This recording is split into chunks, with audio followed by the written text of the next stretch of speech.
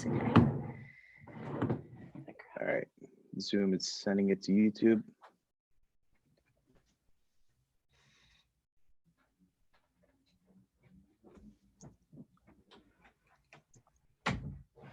Oh, we're live now. Oh, perfect. All right. Let me try to get it up. Make sure it's. Yep. Perfect. Okay. I'll just start pandering to a audience. Great. Yeah, let's give people time to get in. I think those two watching now are you and me. Great. Big audience. Yeah, we're doing super well.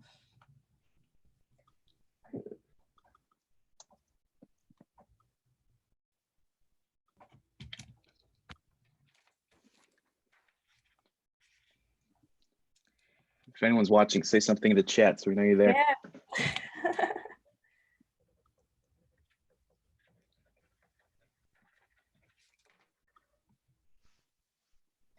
It's so interesting kind of seeing, the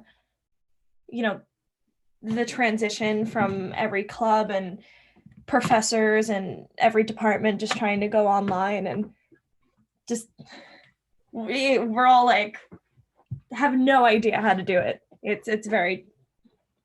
Have there been a lot of technical hiccups, or did people adapt to it pretty quickly? I mean, I have this hysterical video of trying to do ear training online. It took a bit. It's hard to translate, especially music classes. It's not meant to be online. So, and also the fact that our professors are musicians for the most part and not very tech savvy. So it's been a ride. It's a movement for sure. Yeah, I guess it's sink or swim, right? Yeah. You can't give up. Yeah. So. All right. There's 3 people watching. People will jump in. We're going to record this anyway, and I'll send you the video to upload on the Music Business Club channel. Thank you so much. Thanks. Yeah. All right. So I'll just do it for the video. Hey, everyone that's watching. Welcome to the Music Business Club. We are back. I hope everyone is safe and healthy and inside. These are extremely trying times, so I hope that everyone is doing the best that they can. Tonight, we have an amazing guest speaker who is a Berklee alumni and also former president of the Music Business Club. So welcome, Dan Cervantes. Thanks for having me. Yeah, of course. To be here. Yeah, Dan is a music industry marketing and business consultant. He has worked with artists, labels, publishers, and sync companies to refine their business models, improve their marketing capabilities, and manage music releases. Dan is currently working with George Howard at GH Strategic. Previously, Dan was a campaign manager at Pledge Music, managing e-commerce and direct-to-consumer marketing for artists such as Anna Nalick and Weird Al Yankovic. And as I mentioned, he is also a Berklee alumni. So tonight we'll be discussing life after Berklee, GH Strategic, and Dan's new series, The Remote Musician's Handbook, which discusses digital marketing during these unprecedented times. So yeah, thanks for having. Thank you. This feels like, have you watched any of the late night shows where they're doing it from the host's home and it's just the host and whatever guest, no audience, but there's still like breaks for applause? That's exactly what this feels like right now. Yeah, I watched Ellen and Pink. Yeah. It was a weird, it's interesting, but let's pretend there's an audience. Yeah, I'll get a laugh track. There we go. So to start off, why don't you tell us a little bit about yourself, and how you got to where you are today. Sure. Yeah. So like you said, I'm a marketing music business consultant, which is kind of a really broad term. There's a lot of different types of consultants out there. But I was a Berklee student. I was in the Music Business Club right from my freshman year. and I graduated in 2015. So I'm now 5 years out, half a decade out, which feels, to me, that feels old, but I can imagine someone that's like 40 watching this and saying, you have no idea how young you are, which is the kind of position I find myself in all the time. I think 27 is old. But yeah, I was a Berklee student. I did music business and MP&E until I dropped MP&E like with 1 year to go, because music business was going really well for me, and you can't do MP&E on the side. That's, you have to be committed to 2 a.m. sessions. But yeah, I just go through my kind of story of Yeah. so at Berklee, the Music Business Club was really one of the big things for me. I remember being a freshman, and the board at the time, we did what's the fall seminar thing where everyone shows up? What's that? Autumn Affairs. Autumn Affairs, yeah. I stayed after that and helped the board clean up, and that was like my in with the board, because I was a little freshman, just wanted to make friends with people I thought were important. So I helped take out the trash. As someone who planned Autumn Affairs this past year, that is great advice. So yeah, there you go. Hey, if you want to be president, you take out the trash first. But ever since then, I was involved. My junior year, I don't know what role I had. I don't think the roles mattered much aside from treasurer. And then my senior year, I was president. And the Music Business Club is crazy, because if I think of all the different classes that I've had, the different groups I belonged with or in, it was the people in the Music Business Club that had the highest rate of success. I just went on to do cool things, and maybe that's because of the networking that you can do in the Music Business Club, or just the fact that you care enough about music business to join the Music Business Club. It's a pretty good indicator of success. So I'm very grateful that I was part of the club, and that club is how I got my first internship, which turned into my first job. A buddy of mine who was a year older had an internship at a company called Pledge Music. And usually this is when I would ask the audience if they're familiar with Pledge Music, and about a third of the hands typically raised. So I'll assume that's the amount of understanding.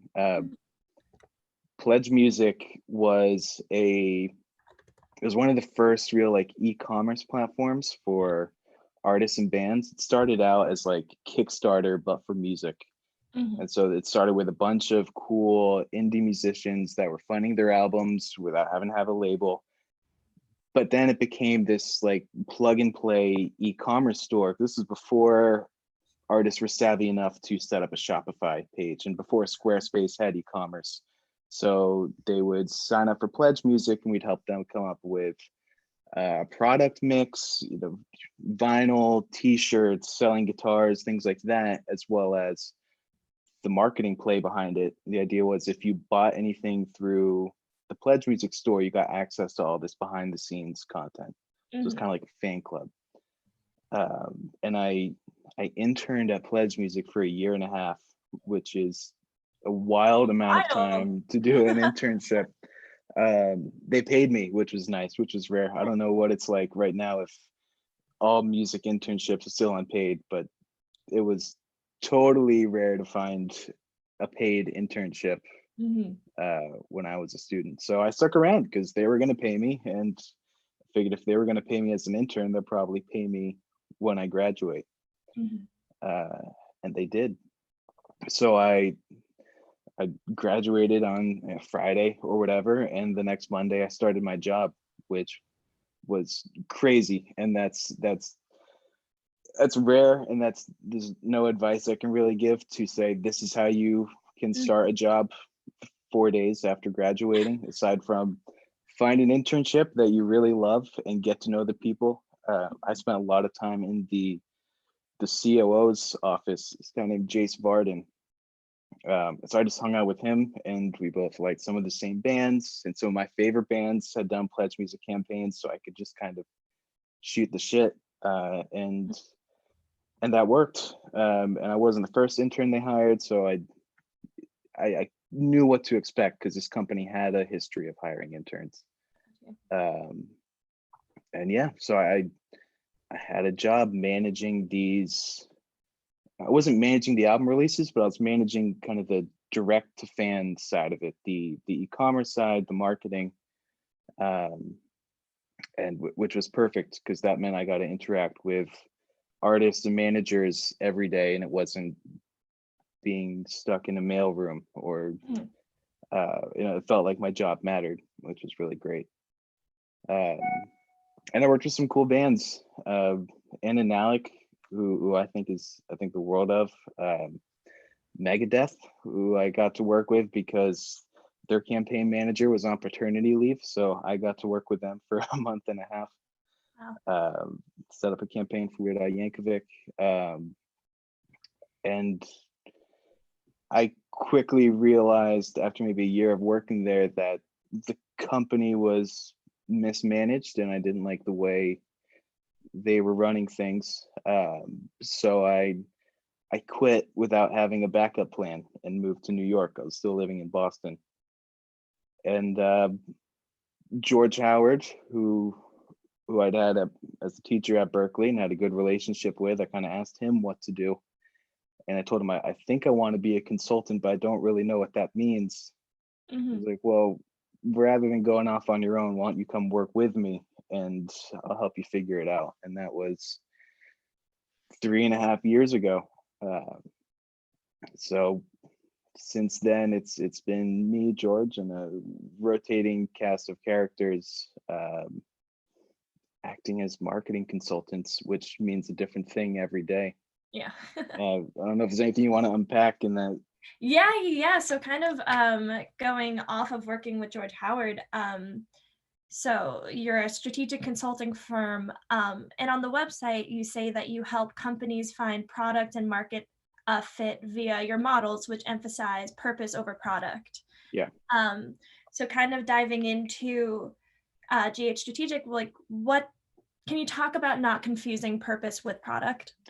Yeah, and George explains it much more eloquently than I ever could, but there's this really, really amazing essay from like the 1960s. I'm blanking out the name of the author, but this guy's talking about the railroad industry, and the railroad industry was way different 100 years ago than it was today. 100 years ago, it was the transportation industry. It was responsible for moving goods everywhere, and they viewed themselves as the train industry, the railway industry, rather than the transport industry, rather than the logistics shipping industry. So when mm-hmm. things like planes came around and trucks came around, instead of going off and picking up some of that work and starting a truck shipping service and starting an airline, they just had blinders on and they said, we're a railway company, this is what we do, and they fought against all the innovation that was happening outside. Mm-hmm. And so when you're, as a company, if you just focus on your product, someone is going to come along with, they'll be able to do it for cheaper, or they'll have a better product, or they'll just have a fancier packaging, and you'll lose. You can't compete if you're fighting product by product. Like take Apple, for example.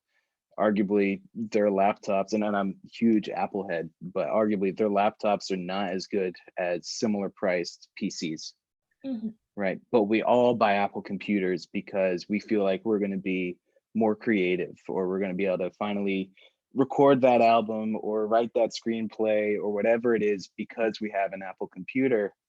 Because that's their purpose. That's what they're trying to bring out in you. Or it's like Nike, right? Yeah. I couldn't tell you the difference between a Nike shoe and Adidas or anything else, but Nike is just do it. It's not about selling shoes. It's about getting people active and feeling good and having some kind of aspirational value. So that's kind of the lead into how we work with companies. They're usually too focused on on their product and not thinking enough about what their purpose is. And once you're thinking about the purpose, that opens up all kinds of things like different products or artists for how they should be marketing themselves. If they're just thinking about pushing songs, they're not really thinking about their brand and what they mean to their audience. Yeah, it's very interesting that you bring up Nike, because I remember reading an article about Nike where, you know, they're so into storytelling and the whole just do it mentality that when they came out with a commercial highlighting women in sports, and one of the scenes was the first like female NBA basketball coach, and she's actually wearing an Adidas logo, but they didn't care because it had so much to do with their purpose that they didn't even care about actually having the competitor's brand like right in the commercial. They've got a history with that. My favorite, I don't know if you call him filmmaker. Let's call him a filmmaker. Do you know who Casey Neistat is? I do not. But he ended up becoming like the vlogger. But before he was a vlogger, he shot commercials and did like short internet videos, which went viral before viral was really a thing. And so Nike hired him to do this commercial, and they gave him like $30,000. And he's like, what am I going to do with $30,000 for this Nike commercial? So he decides to plan a trip. It's 11 countries in 9 days. He takes his friend around with him, and he just records it's a like 3-minute video of him and his friend going to a bunch of different countries. They're not wearing any Nike gear at all. It's called Make It Count. It's just about making the most of the opportunity. And I thought that was so cool. That came out in like the early 2010s, I think. And that was their biggest video on YouTube for a long time because it was so impactful. And whereas if he had just done a fancy shoe commercial, right? Yeah. No one would have cared. That's awesome. Yeah. So it's definitely telling that, you know, that model sticks out in consumers' minds, because I cannot name another shoe brand's commercial, you know, offhand. Yeah, so, right. So kind of, you know, diving more into what you do on a day-to-day, we were talking about this earlier, but, you know, COVID-19 is turning businesses upside down. And so I was wondering, you know, how you guys are approaching, you know, helping these companies to not sink, essentially, you know, consulting them through this time. That's the question. How do you not sink? And no one really knows, right? But to explain a little bit more about what I do. So we come up with this idea of purpose, and we help brands realize it, and then we put that into their marketing and their communications. So social media, email, just the way they talk about themselves in public. And that's fine when there's not a crisis going on, right? Because you can just focus on 2 things. You focus on getting your purpose out there and engaging with customers, and you focus on selling shit, and kind of those 2 work hand in hand. When there's a crisis like this going on, any product marketing goes out the window, and all of a sudden you're just focused on purpose because there's nothing else you can do. It looks wrong to do a 20% off sale or something like that when the world is burning down. And a lot of places can't do that. I advise a music education startup in Boston that is largely built around events and workshops and private lessons, none of which they can do anymore. And they're this really young startup. The founder graduated Berkeley in 2018. Wow. Yeah, so they're like young and green, and we were really making progress getting everything off the ground. And then this happened, and we had talked about taking the company like online, which feels like a 2000 term. We're going online. But we had already built an online course for them, and we had a bunch of ideas for things like Patreon and doing live videos. And the founders just went all in on it, and they're doing an incredible job. I mean, they haven't made up all of the revenue that they've lost, but we've entirely shifted their business model online. They're doing online lessons and they're doing stuff with places like libraries and daycares. They still have to provide content for all their members. It just changed the perspective, and they're doing a lot more like free stuff and putting out in the world because they think it's more important that kids have access to some kind of music education while this is going on than trying to make a buck. And it's going to pay off for them in the long run because these people remember that and they'll tell their friends, and we're already seeing that happen. Yeah, that's awesome. Well, in your remote musician's handbook, you actually mentioned Patreon in kind of a way of generating revenue for artists. So I think that that's a good segue to kind of go into your new series, Remote Musician's Handbook. For those of you who do not know, it's about marketing during these unprecedented times, ways to build your brand online. And we sent a link out, but we'll make sure that when we post this, it's somewhere down below. Yeah, yep. I've always wanted to do that YouTube thing, like click the link down below, hit subscribe. Yeah. Thanks, guys. So, you start off the Remote Musician's Handbook with this great quote that says, "You can't manage what you don't measure." So kind of, taking a little left turn here. Yeah.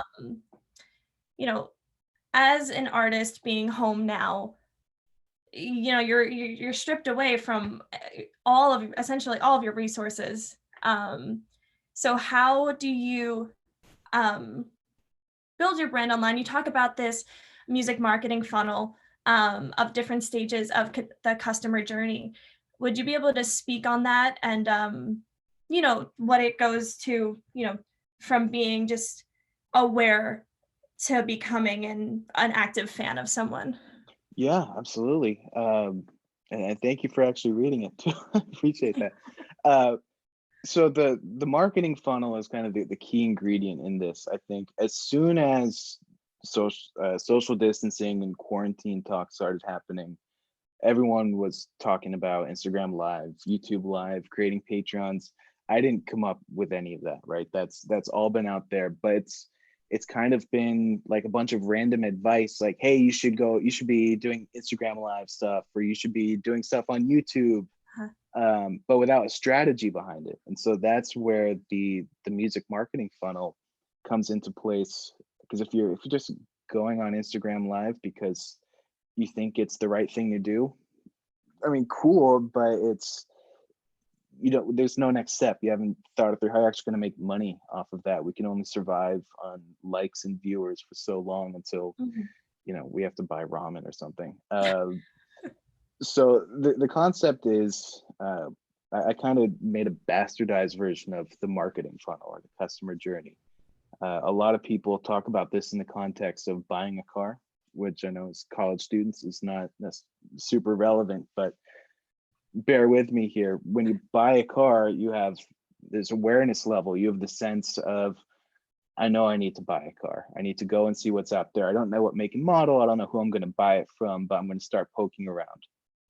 So someone goes and they see who the dealerships are in their area. They take a look at the type of car they would want, and then they see what their options are. And that's what's called the consideration stage. So they know what their problem is. They know they need a new car.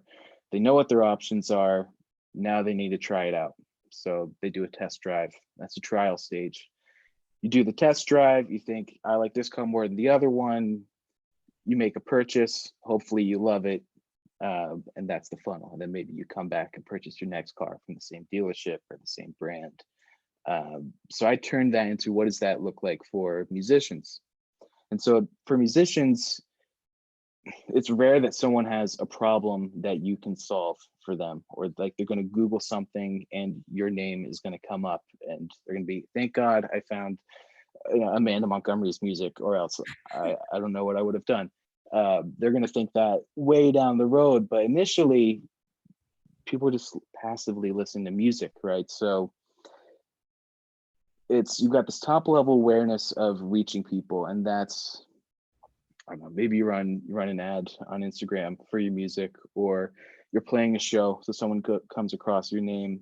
But these are the people that have no idea who you are, but they've maybe listened to a song once, they've seen your name. And then once they actually start listening to your music or giving it a shot, watching a YouTube video, whatever, they become passive fans. Still don't really care about you too much, but they've listened to a song or two, and they either they get it or they don't. There's a hook. And this is a really key part, because you could spend, and labels do spend $100,000 on awareness campaigns without any thought for what happens next. It's like Ed Sheeran's got a new album coming out. Let's just blast it. Make sure every single person in the world knows that Ed Sheeran's album is coming out. And that's kind of the plan, and that's the default for like every single record label. It's like a shotgun approach. Let's just put it everywhere. I live in Brooklyn, and so when I walk to the gym, there's just poster. It's the same poster, and there's like six tall by like 12 deep of the same poster along one wall. And it's like, I get it. This dude is playing a show or has an album coming out. I don't know what the music sounds like, but now I'm aware. And usually it stops there. But once you've hit someone once and you understand, maybe why a certain demographic is going to be interested in your music, or people that like similar artists are going to like your music, you can target them a lot more specifically and cater your message to them. And that's when they start to become passive fans, and they start giving you a chance.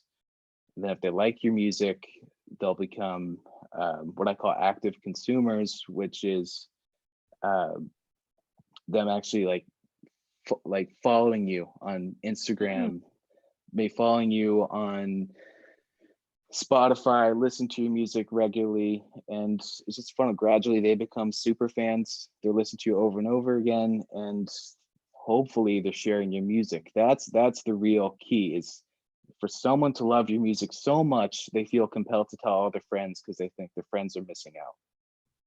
And yeah, you have to think. If you don't think about it in that funnel, you're kind of taking shots in the dark. It's like pin the tail on the donkey. You don't know who you should be talking to. So I guess the big money question is, how do you convert a person from being a passive consumer to then an active fan or an advocate? Is it just really kind of catering towards, how would you go about that? And then how would you, like, what metrics would you look at to quantify that? Yeah, so there's always got to be some like connective tissue or something that this person that doesn't know who you are, but there's something about you that they recognize, and that could be because you sound like a certain artist, or just the genre or where you're from. You need to really put some money behind what your connection is with this audience that you're targeting. Which I think is a good example. Every other Berklee guitarist sounds like John Mayer, right? Yo, facts. There you go. But so, and at Berklee, that's a cliche, so it's never going to work. But outside of Berklee, that's still a cliche, but less of one. And so, if they targeted people that like John Mayer, they would have a better shot. Or maybe they posted a video of them doing some John Mayer licks or something. You know that a certain amount of people are going to watch that and think that's awesome. And so now that person is way more interested in the type of music that person is playing than if they posted their original song. I'm not going to listen to a song by an artist that I don't know. I don't know who they are. I don't know what they sound like. That's a really big hurdle to get someone over. So you find these little kind of sparks of connection that can bring the audience closer to you or make you relevant to them. And then you can get deep into who you are, what your original music sounds like, really why people should care, what your story is. But at the end of the day, you really need two things. You need that connective tissue between someone that doesn't know you and why they should care about you. And then you need a content strategy for people to have some kind of emotional ownership over you. If I'm an artist, I want people to love my music so much they feel like it's theirs, right? Or that they feel like my success is their success. And if you can do that through, I don't know, through vlogging, through live streams that keep people engaged, you know, and kind of you tell the story behind songs and people care about your, I hate to use this word, like your personal brand, your personal story, they become fan. I mean, you want people to feel about you the way like diehard Eagles fans feel about the Eagles. Like Eagles fans will trash their city because they love the Eagles so much. That's the kind of connection you want with your fans, hopefully in a non-violent way. But that comes through at this stage, being authentic, being vulnerable, giving people some connection and insight into who you are in your life. And as a general note, just kind of catering towards those who are watching, if you have any questions, feel free, there's a chat and we're looking at it so we can answer any questions that you may have. So cool. Going into, as you mentioned, live streaming, especially now that we're all in quarantine, I see everyone doing it. Every 2 seconds, I'm like, this person's live. All right. Yeah. So, you know, in the Remote Musician's Handbook, you say that there are really 3 goals to live streaming, which is entertaining existing fans, attracting new ones, and generating revenue. Yeah. Yeah. And so, that's, oh, go ahead. No. Yeah. I was gonna ask. Well, you go ahead if you were gonna say something about that. Yeah, I mean, these are the goals, and like I said before, people see, oh, I should be going live on Instagram and just doing it without thinking about why they're doing it. Mm-hmm. There's too much of I'm doing this because I should. So the 3 goals that I have here, like you said, entertaining existing fans, attracting new fans, and generating revenue. Entertaining existing fans is obvious, right? And at the end of this handbook, I put a theoretical example of an artist named Kayla that's got a few thousand fans on Instagram, a little bit less on Facebook, some on YouTube.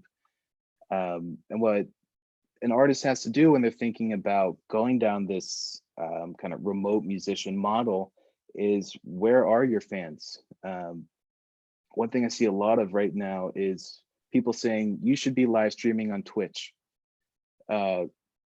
Cool, fine, but if your audience is not on Twitch, what are you doing? Your fans aren't going to get anything out of that, and they're not going to start watching Twitch because all of a sudden you're streaming there. So you have to think about, where are your fans spending time? And that's probably Instagram for a lot of people. It might be Facebook if you have an older demographic.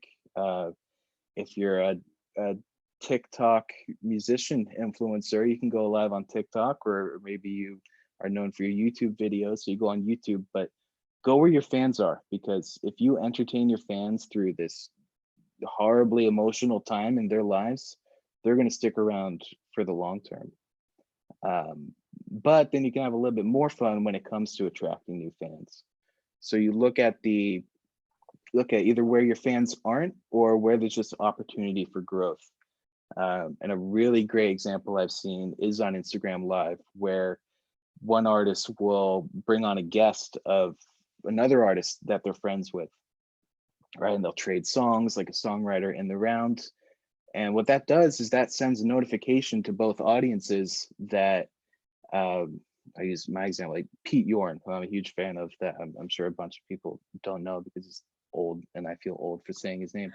But he's gone live on Instagram. And so if he brought a friend along, or if he invited a friend to be on his Instagram stream, and we'll call their name Jane Smith, and I didn't know who Jane Smith was. Now I know, because I got a notification that Pete Yorn was live, and now all of a sudden I'm watching Jane Smith and Pete Yorn. It's just like having an opening act, right? Except now everyone gets notified, and if you've got any size following, that's probably more than shows up to your shows, right, in real life. And so it's finding these ways, like, how can you get in front of new people? Maybe Twitch is the answer. Maybe you're a musician that is that leans more towards video games or EDM, and you're going to find an audience there. I was watching a cello player on Twitch that was playing. People in the chat were requesting video game songs, like from soundtracks that I'd never heard of. And she would just play them. She'd look it up online and she'd play the song, or she'd play along with it. And she's going to get a ton of new fans from the video game world, because she knew there was an opportunity there. And this is all great, but still at the end of the day, this is just reaching more people and getting more likes, and it doesn't pay for your rent or anything like that. And so now you've got this extra layer of which of the different live streaming options actually generate money, and Instagram doesn't, right? TikTok does. TikTok, you can do donations. YouTube, fans can donate or pay to have their chat message highlighted. Twitch, TikTok, YouTube all do that. And then you can do things like Patreon, right? If you are just building goodwill amongst your fan base by going live, and people think of how much value you've given them during this time, and then you give them an option to actually spend money. Now, if Pete Yorn decided to put a Patreon account up right now, I think I've watched his live streams like probably 10 times during this 2.5 week period. I would absolutely pay $10 a month to watch a full concert length live stream, or get some behind the scenes stuff on a monthly basis, because my fandom for him has grown so much, because he's just one of the people that goes live. He wasn't my favorite artist of all time before this, but because he's the one going live, I care that much more about him, and that's part of the funnel, right? Yeah. For those of you who don't know, Patreon is an app that has membership levels ranging from $3 to $50 a month, which give you, depending on which membership you choose, a different level of access to different types of exclusive content from your favorite artists. So just as a general, because I actually didn't know what Patreon was until I read the Remote Musician's Handbook. I should have explained that on this. Sorry. Yeah, I mean, it's crazy, right? Because the idea of subscribing to something, now every single app that we have is subscription based, right? And it started with things like Spotify and Netflix. And how many artists are bringing in actual subscription revenue? It's only a very small amount that have actually thought of a way to do something like Patreon, where fans can spend $5 a month for special digital access into live streams. But why not, right? I mean, it's what I discovered when I was working at Pledge was fans. There's a certain group of fans for every artist that want to spend more money if you give them the option to. And so Pledge, what we did was typically, and this was 2015, 2016, if I was a fan of an artist and they're releasing a new album or EP, I could buy it on iTunes, which was still a thing at the time. You could buy the vinyl, buy a poster, buy a t-shirt, and it was usually you bought one of those things. And so the average, I mentioned this in the book, average revenue per fan, which is a super businessy way to say how much money does a single fan spend on you every year. And it was about $10 for, if a fan was going to spend money on you, it was somewhere around $10 a year. What we found was by building these bigger and bigger bundles, which you see all the time now, where you get the sweatshirt, the vinyl, the poster, and a sticker pack, and you spend $50. We found that if you just do a lot of that, fans will spend more because you're giving them the option to. And so we took the average revenue per fan from $10 to $50 by offering more. So you don't know until you do something like that or start a subscription model that maybe fans do want to spend more on you, and they do want more from you if you give them the option. But it's really important that they're getting value out of it. It's not a donation. It's you are providing some level of service, entertainment on a monthly basis through song request videos, live streams, Q&As, whatever it is. So I was going to ask, from an artist standpoint on this site to make money, what are things that you need to consider beforehand? So is it, it's exclusive content, which means that it has to be original content. Well, you know, or original, something that's not out on Spotify. Some, you know, most of us have Spotify or Apple Music, so I wouldn't pay for your subscription if I can, like, why am I paying $5 a month if I can just listen? You know, it's so Exactly. Yeah. um, yeah. So kind of speaking on, as an artist, what are things that you should consider beforehand and kind of provide if you wanted to be on that site? Yeah. I mean, one, keep in mind, someone is not going to spend money on you unless they are already a pretty active fan, right? Because people can only stomach so many subscriptions in their life, and this is a pretty I won't say unnecessary, but this is one they're doing because they really love you and your music.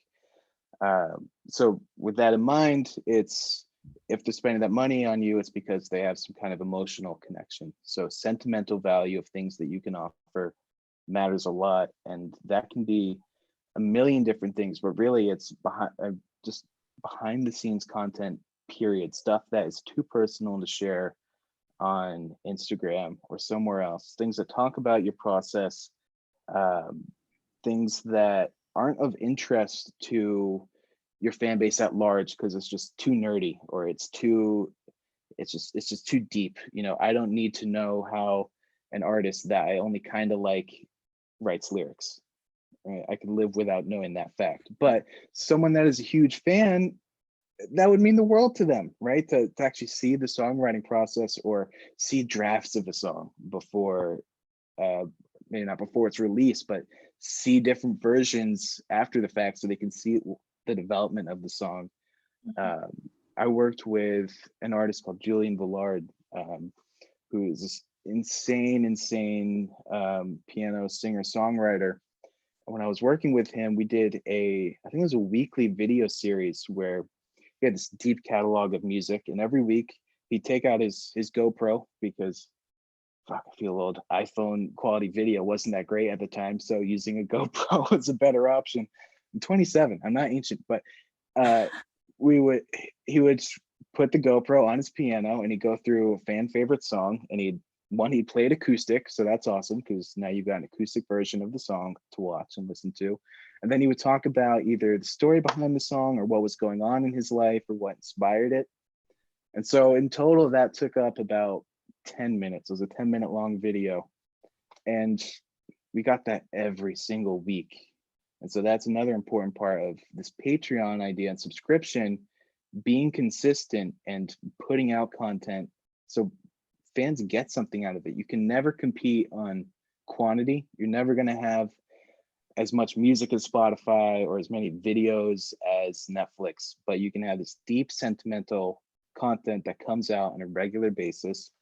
And then with those two things, so sentimental value, consistency, and think about the time and resources that are required to actually make this content, right? Because if you're doing a 10-minute video every week, it's not too bad. That's maybe an hour to put all of that together.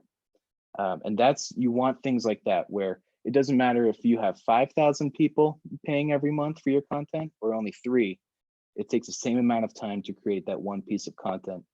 Whereas if you're offering something personalized, like I'll write a 30-second song for everyone that pays $15 a month, and then 200 people sign up at that level, that's a lot of 30-second songs to write up and make unique. So what can you do that scales, essentially, that is going to mean the same to everyone that watches it, but doesn't have to be personalized? Yeah, that's phenomenal advice. And because you think of personalized doesn't need to actually be catered towards one specific person, which I think is a misconception. So thank you for speaking on that. And that kind of drives home the point of quantity doesn't matter if the purpose is there. Yes. So, yeah, thank you. If there's any tying that all together, that was really good. I do what I can. So going back to purpose for 1 minute and GH strategic, what are some success stories that you guys have from companies using your model, or maybe you can go into more detail about specific models? Yeah. So one client that I've had for a long time now, the estate of Errol Garner, who jazz musician that died in 1977. When he was in his prime, he and Louis Armstrong were the two most popular jazz artists. They're the most televised jazz artists. And you've heard of Louis Armstrong, you might not have heard of Errol Garner's name, because when he died, his material was like locked away. And so a lot of the jazz artists that we think about that are great right now, like Miles Davis, John Coltrane, Louis Armstrong, they stayed so popular because someone was still out there promoting their catalog and making money off of it. Errol Garner, when he died, his music wasn't being promoted. He had actually sued Columbia, got all of his music back in 1962, which no artist had that level of power before. That was probably one of the first examples of an artist successfully suing a label and getting all their rights back. Wow. And so in 2016, 2017, I started working with them, and the goal was really to make Errol relevant again and find the people that still cared about Errol, or people that didn't know him but would care, and get his music back out there. And they had a really great team around them, but they were kind of missing why people cared about Errol. And this is what we call the mirror of desire. So if anyone's taken George's, I think it's his creative promo and new media class, or maybe does in ethics, he talks about the mirror of desire. So Harry Potter, right? The mirror of desire, and the philosopher's stone, or sorcerer's stone. He stands in front of the mirror and he sees what he wants most in the world. He sees an idealized version of his life, really, and that's him with his parents. Ron stands in front of it. Ron sees himself holding up the Quidditch cup. And so that's what a great brand is, and that's why Nike is great, because when people see Nike, it's like there's a mirror and they see a more athletic version of themselves. Or that's what Apple does. People see a Mac computer and they see a more creative version of themselves. And so that's kind of what artists do too. They make you feel either better about yourself or like someone else understands you. And so what Errol did, Errol was this bouncy, joyous musician that, and you can hear it in his studio recordings, you can hear him grunting happily as he's playing the piano, because he's doing it so loud that the mics on the piano are picking it up. And he's just bouncing there, and he's got this amazing swing. And that's what people loved about him. So when I first started working with them, they had maybe 20,000 followers on Facebook. And keep in mind, he died in 1977, so his fans are old. And I found a really lovely video of him performing live, and I said, let's put this out there. And that reached over, or I don't know how many people it reached. It got 120,000 views without spending any money. We just threw it up on Facebook, and people shared it over and over and over again. And we reached 6 times the amount of people than what we had actually captured on that actually followed the page. And that was kind of the start. And now we put out 9 albums so far this past year. We're putting out 12 total. We're doing a whole reissue series of just getting his music back out there, and finding the right content that people connect with. Because people, before this, they're putting out great music, but it would be a photo of Errol, or it would be a quote of someone talking about Errol, rather than him just being this happy, joyous musician that just loved playing. And that's what made people feel great.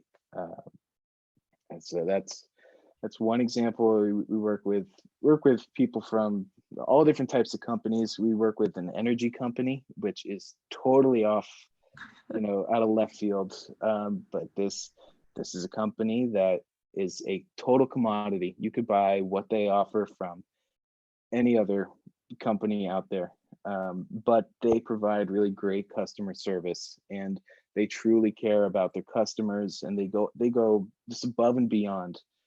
And so we identify, but they charge more. They're more expensive than a lot of their competitors.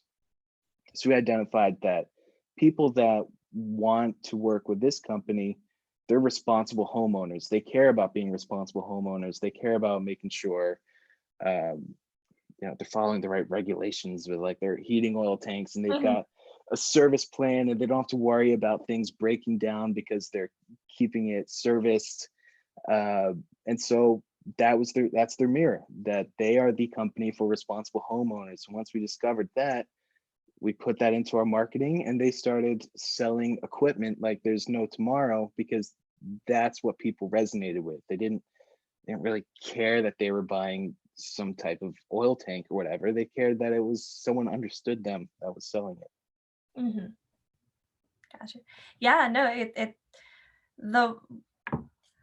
the difference between a company that really knows their demographic and leans in with their purpose rather than their product, the outcome is just, it's memorable, and it sticks in your mind. And that's all George, by the way. All credit to him.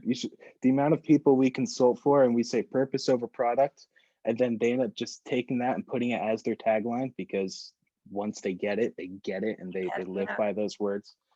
So if you see that phrase out there from some random company, that's probably because George spoke with them, and he's just like the business whisperer. He says those words and people's eyes light up and get inspired. And if you've taken a class with him, you get that too. Yeah, I have him for ethics now, and he totally opened my eyes to a new, and it's interesting because you would think that that's so obvious, but it really isn't until someone explains to you purpose over product, and you're like, oh shit, and then you lead with that. That's why it's powerful, because it's obvious once you see it. It's one of those things like where once you see it, you can never unsee it. And I don't want to give him too much credit. He's amazing, and it totally works. And I encourage artists to think about that too. Why should people care about you? What do you represent? And sometimes it feels like cold and too businessy to think about, like, what's my brand, or why do my fans like my music? And it's not because you've got the best beat. It's not because maybe your voice is great, but that's not enough. How many great singers go unknown, right? There's something that makes people care about you, and then you need to, when you figure out what that is, that becomes your social media strategy, your content strategy. That's how you talk to fans, because they care about it as well. I mean, I grew up in like the emo world, like Hawthorne Heights and Blink-182 and all, like Taking Back Sunday, Jimmy Eat World. It was all these angsty musicians writing kind of either sad or angry music. And so of course teenagers buy into that. They say, someone understands me. This guy gets my what I'm going through right now. And so, like Jimmy Eat World, for example, Jimmy Eat World was the first band I ever saw live. And so that dude doesn't have the best voice, and they're not the best songwriter. They're good, but I just connected with the music they were putting out, and that's why I became a fan. So you're never going to be the best at anything, but if you can connect with people, that supersedes any type of talent or production quality or flash.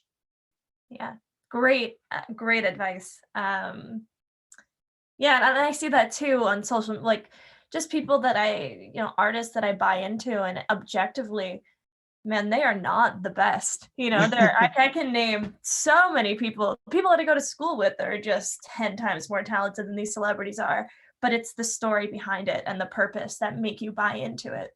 It's a great example, right? Instagram influencers, like models, because they really don't have a product. Their product is themselves. They're just purpose. They're lifestyle influencers, right? So they show nice hotels, beaches, nice clothes, cars. That is their purpose of living this luxurious life. And for their audience feels better about themselves because they kind of see this. They see themselves in that person as who they want to be. I'm not telling bands to go out there and wear a Speedo in front of a Lamborghini, but think about your purpose and why people will follow you, because the content influencers are putting out is purely for the engagement. Yeah, they get paid through brand partnerships and stuff like that, but if they don't keep their fans entertained with every single post, they lose them, because I don't care about that person as a person at the end of the day. Yeah. I like the life they live. And so musicians have this crazy amount of leverage over everyone else, because not only are musicians interesting people and have interesting lives, they make great art. And so it blows my mind that because the way the music industry is set up, where if you're popular, you go to a major label, you do the whole shtick, and you're kind of put in that model. Why are there not more music influencers that are, they don't have to be independent, but they have to be posting authentic content? Mm-hmm. And it just doesn't seem to be happening that way. You go on so many major artists Instagrams and compare it to any other type of influencer. The major artist is super promotional about their tour or the next album or their single, and influencers are just putting out great content. Mm-hmm. Yeah, an important distinction, I think. And so we have a couple of minutes left, kind of to come full circle and wrap this up. Thank you so much for speaking with us pleasure. today. Yeah. It is really cool to hear from not only a Berklee alumni, but someone who was a part of this very organization. And so kind of backing off of that, do you have any advice for current Berklee students, or maybe something that you wish that you knew when you were a Berklee student, on how to have a successful career post-graduation, make sure that you have longevity in your career, whatever that might be? Yeah, I mean, I think for music business students specifically, if you think of yourself like a photographer and that's how you're going to sell yourself when you graduate. So what I mean by that is your grades aren't going to be the thing that gets you a job, right? It's going to be your portfolio. So like a photographer has their portfolio of photos they've taken, and that's how they get new clients. You need a portfolio of work, and it doesn't have to be groundbreaking work. It doesn't have to be doing huge album releases. It just has to be something that proves you have the aspiration and the interest to go after this. You're going to work hard, that you're creative, and everyone should do an internship, but they should also be doing something on the side that is really what their passion is, or what they want to go out and do in the world. If your dream is to work for a record label, you should be coming up with marketing plans for your friends' album releases, and you're never going to be surrounded by as many great musicians again in your life. You've got 4,000 insane musicians at Berklee. You can find someone to come up with a record release strategy for. Or if you want to produce artists, go out there and produce artists. You can't wait to do it. And it's great to do it when you have no idea what you're doing. That's the beginner mindset, that everything is a possibility.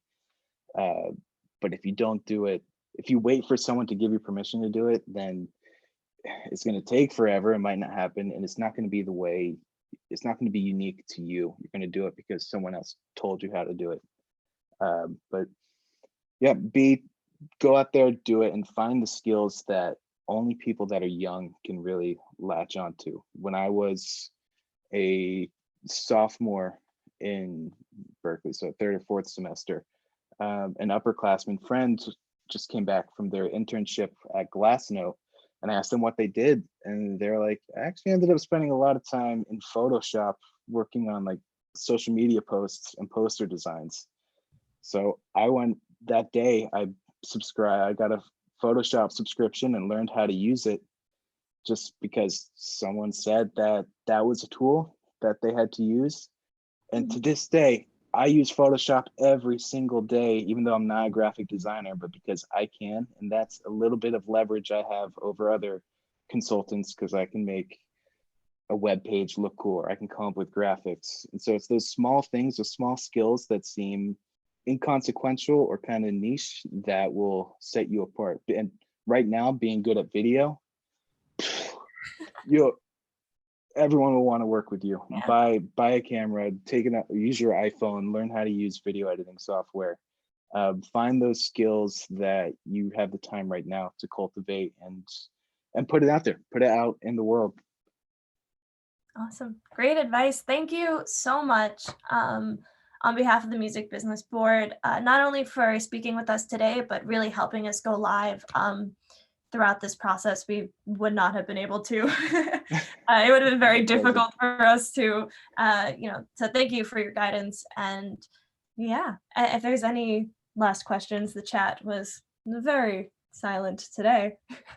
It's all right, they're all nervous. But yeah, I'll send you this video, and anyone that's watching, check out entrepreneurshipandart.com. It's a new project that Georgia and I started, and we're going to be putting stuff up there that helps artists, and it's all free. So check it out. Yeah, the Remote Musician's Handbook is free, and we'll have everything linked. We'll have everything linked below. Hit subscribe. Hit subscribe. Subscribe to us or follow us on Instagram at Berkeley Music Business Club. Hit the notification button twice, I think is what you're supposed to do. So, well, I'll work on my outro. There we go. All right. Thank you so much for having me. This was fun. Yes. All right. Have a good one. Thank you. Take care.